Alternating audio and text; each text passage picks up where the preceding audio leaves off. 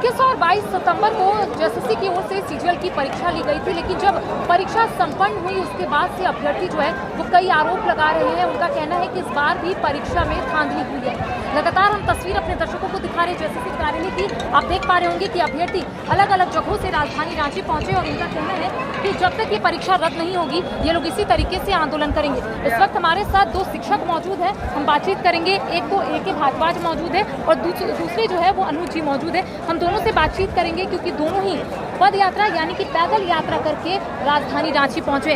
हजारीबाग और रांची का अगर हम डिस्टेंस देखें तो लगभग 100 किलोमीटर, 140 किलोमीटर, यहाँ 140 किलोमीटर।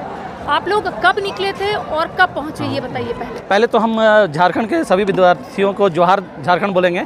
और ये जो अभी मैडम बताएं कि ये करप्शन के बारे में बात कर रहे हैं ना, तो ये सरकार का नीयत और नीति दोनों ही खराब है। क्योंकि जब से सरकार गठन हुआ है तब से ये परंपरा बन चुका है कि बिना कोई भी करप्शन का या बिना लांछन का कोई भी एग्ज़ाम कंप्लीट नहीं हुआ है।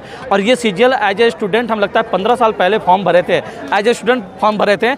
आज मेरा लगता है एज ख़त्म होने के कगार पर है, अभी तक ये फाइनल नहीं हो पाया। हर बार कोई ना कोई ड्रामा और बिना आग जले धुआं नहीं उठता है। और ये हेमंत सरकार को सोचना चाहिए, अगर इतने बड़े जन सैलाब में स्टूडेंट आए हैं तो बिना आरोप का आंख बंद करके तो नहीं आया। इसके पहले भी गवर्नमेंट दरोगा का बहाली करा चुका है। ये बहुत सारे एग्जाम में, आपके हर एग्जाम में पीजीटी हो या यहाँ तक जेटेट अभी जो आया है, सरकार को पता ही नहीं सिलेबस क्या है, आउट ऑफ सिलेबस दे दिया है।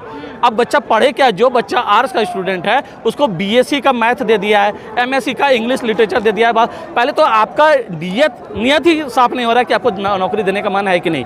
और पूरे हजारीबाग से सबसे ज़्यादा हजारीबाग सबसे एजुकेशन हब बनते जा रहा है, क्योंकि वहाँ के टीचर और स्टूडेंट अच्छा परफॉर्मेंस कर रहे हैं। और इसी का नतीजा है कि आज 140 और प्लस 42 यहाँ तक ग्राउंड में आते होते 142 किलोमीटर स्टूडेंट और टीचर पैदल चल के आए हैं पूरी तरह।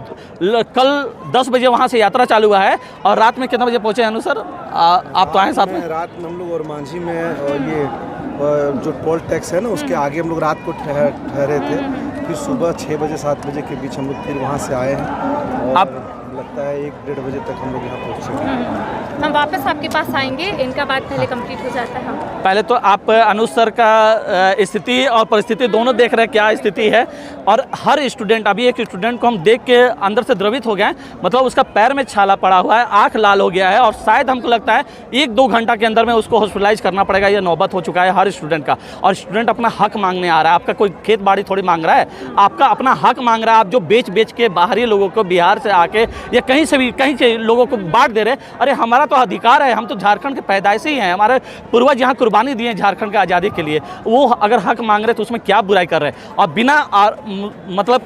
बिना सबूत का हम लोग बात नहीं कर रहे। एविडेंस आपके पास चला गया है और अभी जस्ट हम आपसे इंटरव्यू कर रहे हैं। उसी समय 11 लोगों का कमेटी अंदर गया है, जिसमें 6 स्टूडेंट हैं और 5 शिक्षक गण हैं। वो जाके अपने जो भी है अपने पास सबूत है वो रख रहे हैं। और फिर से बोल रहे हैं हेमंत सरकार से अनुरोध करेंगे कि आप अपना इंटेंशन क्लियर कीजिए। सर, अभी आपको उत्पाद सिपाही में फिर से स्टूडेंट का आक्रोश झेलना पड़ेगा। बताइए, इंडिया का कौन ऐसा एग्जाम है जिसमें 18 लोग कुर्बानी दे दिए, अपना बलिदान दे दिए, और वो दिए हैं जिनके पास खाने को रोजी नहीं था, वही ना दौड़ने गए थे।